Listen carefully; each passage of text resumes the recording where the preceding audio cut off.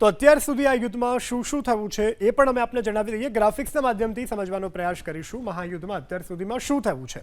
પ્રથમ સપ્તાહ 28 ફેબ્રુઆરી 6 March supreme leader Ali ખામેનાઈ માર્યા ગયા. આ પ્રથમ ઘટના યુદ્ધની હતી. ત્યારબાદ IRGC કમાન્ડર મોહમ્મદ પાકપુરનું પણ મોત થયું હતું. સેના પ્રમુખ અબ્દુલ રહીમ મેસાવીનું પણ મૃત્યુ થયું. આ મહાયુદ્ધ દરમિયાન 28થી 6 માર્ચ સુધીનો આ આખો જે યુદ્ધનો જાણકારી છે અમે આપને પહોંચાડી રહ્યા છીએ. ઈરાનના બુશર તનાંજ પરમાણુ સાઇટ પર હુમલો થયો ત્યારબાદ આ જે સમગ્ર ઘટનાઓ અત્યાર સુધી ઘટી છે તેની આ સમગ્ર જાણકારી છે. ટ્રમ્પે જીતનો દાવો કર્યો અને બાદમાં પાછળ હટ્યા.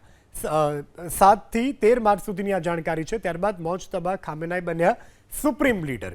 ખામેનાઈના પુત્ર તેઓ સુપ્રીમ લીડર બન્યા. ત્યારબાદ ઈરાને દુબઈ એરપોર્ટ પર હુમલો કર્યો હતો. અત્યાર સુધી આ પ્રકારના ઘટનાક્રમ યુદ્ધમાં સર્જાવા પામ્યા છે. દુબઈ ઉપર હુમલો કરવામાં આવ્યો. ત્યારબાદ યુએસના સહયોગી દેશોમાં અમેરિકી ઠેકાણા ઉપર પણ હુમલો કરવામાં આવ્યો. યુએસના જેટલા પણ સહયોગી દેશો તેના અમેરિકી ઠેકાણા ઉપર સતત હુમલો કરવામાં આવ્યો હતો. ત્યારબાદ હવે આગળ વાત કરીએ. 14 થી 20 માર્ચ એટલે કે ત્રીજું અઠવાડિયું ઈરાની સુરક્ષા પરિષદના સચિવ અલી લારીઝાની માર્યા ગયા.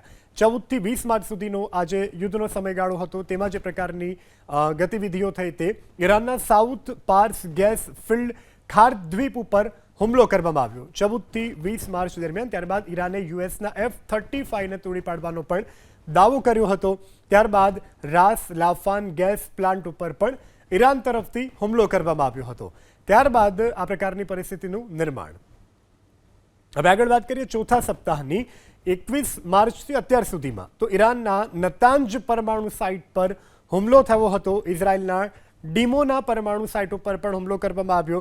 ત્યારબાદ આ પ્રકારની પરિસ્થિતિ જે સર્જાય છે તેમાં UK યુએસના સૈન્ય ઠેકાણા ડીએગો ગાર્સિયા ઉપર પણ હુમલો કરવામાં આવ્યો હતો. ઈરાન સાથે વાતચીત ચાલી રહી હોવાનો પણ ટ્રમ્પનો દાવો છે. ટ્રમ્પ દ્વારા દાવો કરવામાં આવ્યો છે કે તેઓ ઈરાન સાથે વાતચીત કરી રહ્યા છે.